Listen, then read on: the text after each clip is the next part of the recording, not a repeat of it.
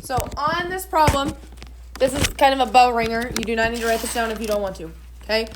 Reviewing these types of problems, because we've seen them before. You saw them a lot in Algebra 1. We saw it briefly in geometry, okay? Now we're looking at it again. So if I'm asking you to find the slope of 2 points, so point 1, point 2, what is the big slope-intercept form equation? That should be in your brain. Y equals mx plus b. Which of those letters in that equation stands for slope? The m, right? So when we're finding the slope, remember this equation, m equals y2 minus y1 over x2 minus x1. Remember that? Okay, so let's fill this in. So remember I had you label your points, x1, y1, x2, y2. So what is my y2? 4 minus y1. What happens to those two negatives? To make a positive. Yep. What is x2? 3 minus x1? 0. So 4 plus 2 is 6. 3 minus 0 is 3. So 6 divided by 3 is 2. So that is the slope of our two lines. Okay. Now looking at step 2, it wants us to write an equation that is perpendicular to that slope. What is the perpendicular slope of 2? What'd you say? It is negative 1/2. Okay, remember 2 things have to happen. You have to flip it and you have to switch the sign. Okay, those 2 things have to happen. Let's review this a little bit. What does 2/3 turn into for a perpendicular slope? Flip it and make it negative. Okay, let's do another whole number. If I have 6, what is the perpendicular slope to that? Right, remember, think of it over 1. I flip it and then make it negative. Okay, so I want to write a perpendicular equation. I can pick either of these points right now. Which one's probably the easiest to work with?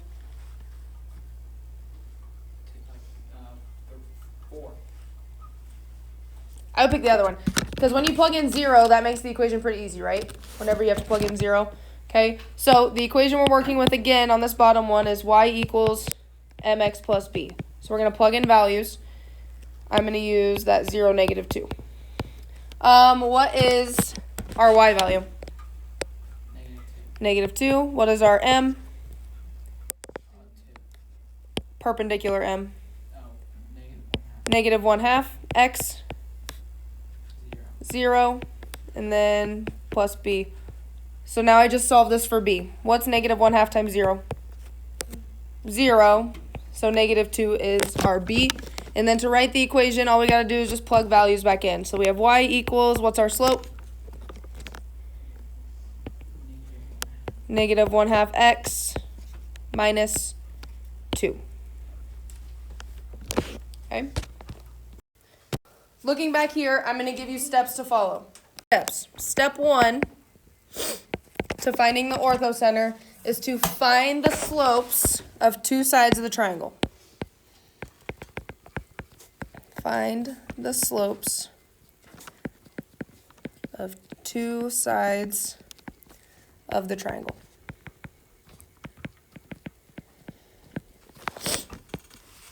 Real quick, for reference, I want you to draw a triangle and label its vertices A, B, and C. We'll use that as reference. Okay, so to find the slopes, that's exactly what we did in the number 1 bell ringer. Okay, we use that equation, m equals y2 minus y1 over x2 minus x1. Okay, key thing here is 2. Okay, so we are going to do that equation twice. It does not matter which 2 sides you choose. Okay, it does not matter. Okay, so step 1 is finding the slope of 2 sides of the triangle. Okay, step 2 is using y equals mx plus b to write 2 equations perpendicular to the slopes of step 1.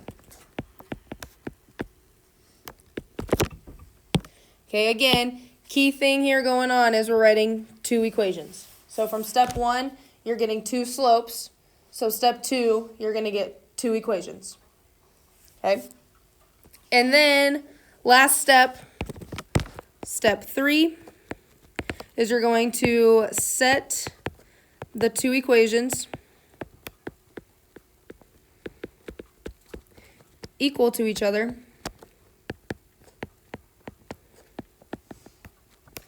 and solve for x and y.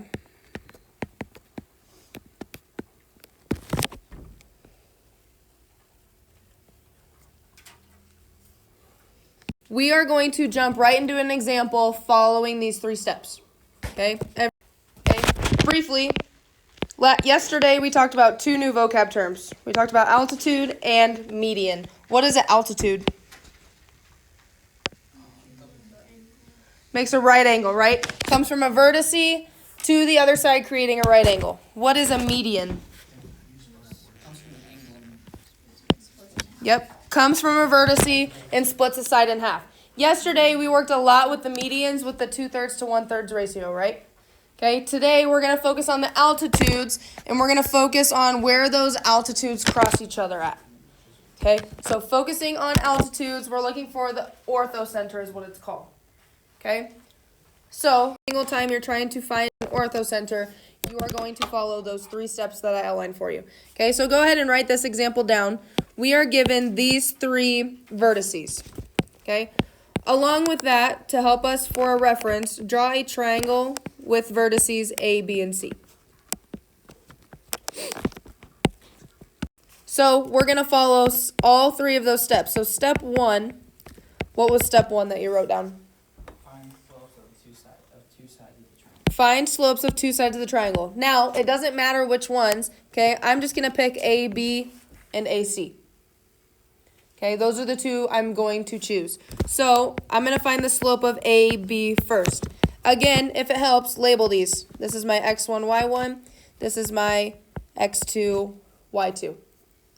Okay, remember, what formula are we using on step 1?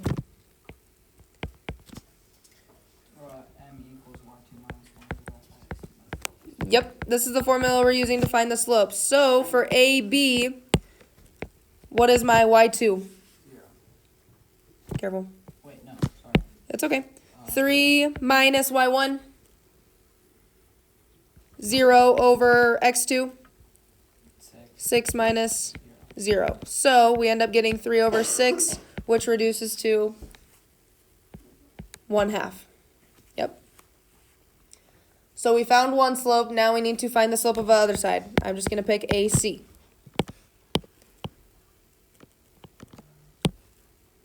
So if I label my C values as my x2, y2, so I have m equals x2 is 9 minus 0 over 3 minus 0. So we get 9 over 3, which gives us positive 3. Okay. Is that all it wanted us to do for step 1? Yes. Once you find 2 slopes, you are done with step 1. Now we are moving on to step 2. What is a very important part of step 2? Using y equals mx plus b to write 2 equations. Right. Y equals mx plus b. What kind of equations? Perpendicular. Okay, so let's think about this. If I'm talking about AB, what is my perpendicular slope to AB? It started with 1/2. Then it turns into -2. Remember, flip it and change the sign. Okay.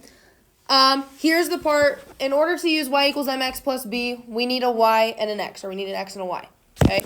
In order to find what that b value is. So how you figure that out? Remember, we're dealing with altitudes and where they cross. Okay. So if I'm dealing with side AB, okay, with altitudes, what do we care about? How do we know it's an altitude? Right angle. A right angle, okay? So AB, which vertice is across from AB? C. C. So we're going to use the C coordinates to help us with this one. So C coordinates are 3, 9. So to help us find the altitude of AB, we're going to use our C coordinates.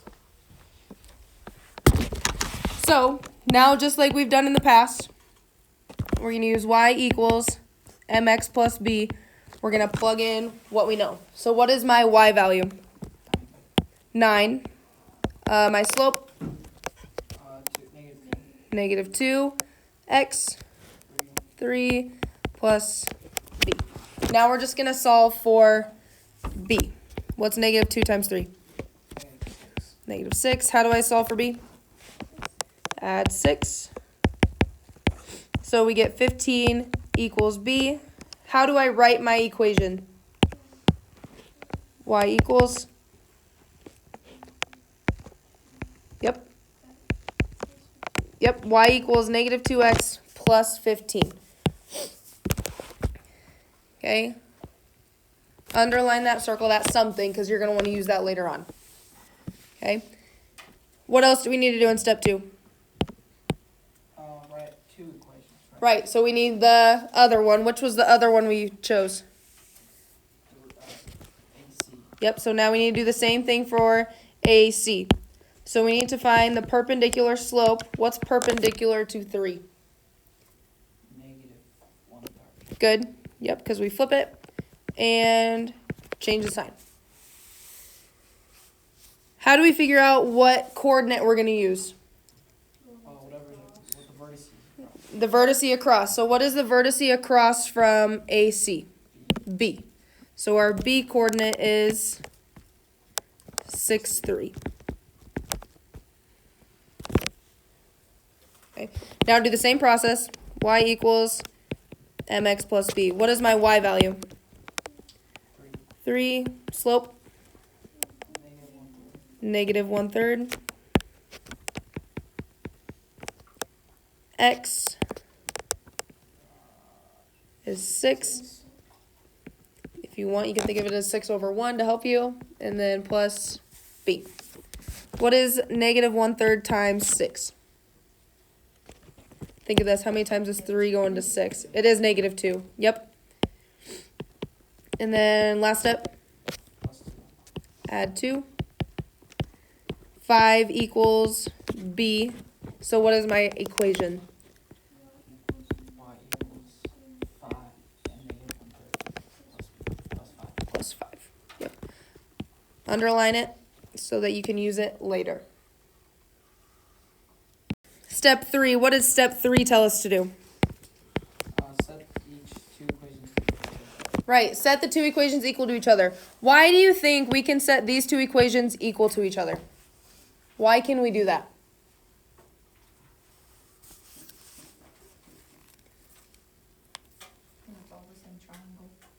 Okay, it's all dealing with the same triangle, so we're dealing with similar altitudes. But just looking at those equations, why can we set those equal to each other? What'd you say? Are you talking about their slopes? Okay.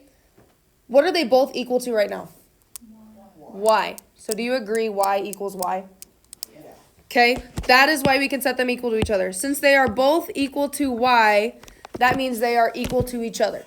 Okay, so what we're going to do is we're going to take negative 2x plus 15 and set that equal to negative 1/3 x plus 5. Okay, since they both equaled y, that means they are equal to each other. Okay, so now it's just an algebra problem.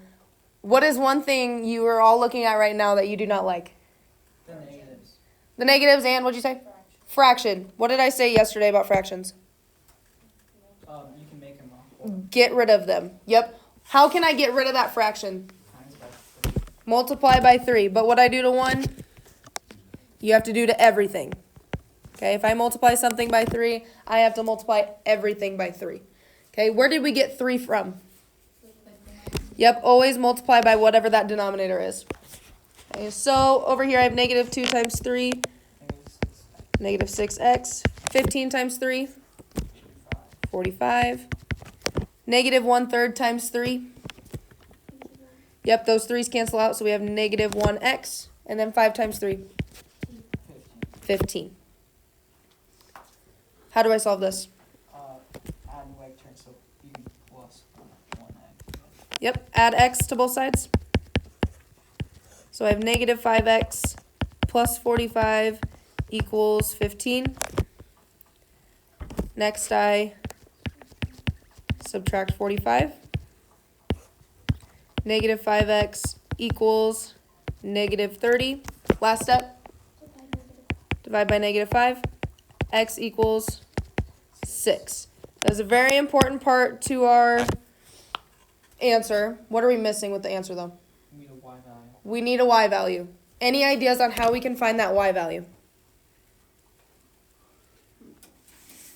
Do we know what y is equal to? Yeah, What? those the two equations. 2 equations. So you're just going to pick one of them. Does not matter. What? Plug it in. Yep. Which one should we choose? The left one. The one without a fraction is totally fine, okay? So I'm going to take this x equals 6, plug it into here. You could also plug it into here, but I wouldn't work with fractions if you don't have to, okay? So we have y equals negative 2 times 6 plus 15. What's negative 2 times 6? Negative 12 plus 15? 3. How do I write that as a coordinate? 6, comma 3. Yes, 6, comma 3. Done. Okay. Okay. One thing I want to talk about real quick. I'm going to just say if I have 3 over, I'm going to change that. If I have 2/3, let's just say x plus 4 over 9. And I'm trying to get, I'm just going to say equals 3. And I'm trying to get rid of that fraction. Okay, what should I multiply by?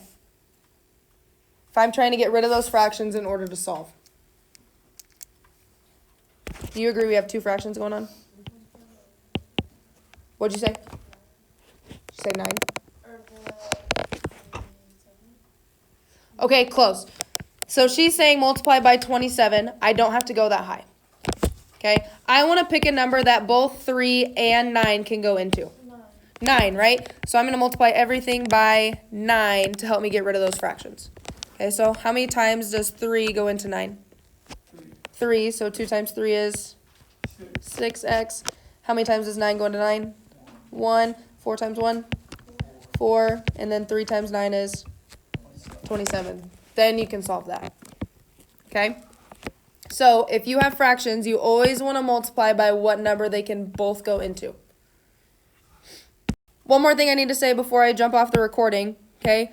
I would rather you work with fractions than work with decimals, okay? Because if you change to decimals, then you won't get exact answers, okay? So whenever you're given a decimal, raise your hand, ask me, I will turn it into a fraction for you. That's what your calculator can do, and I can show you how it does that, okay? Not all calculators work the same, but I will do my best to help you out, okay? Any other questions?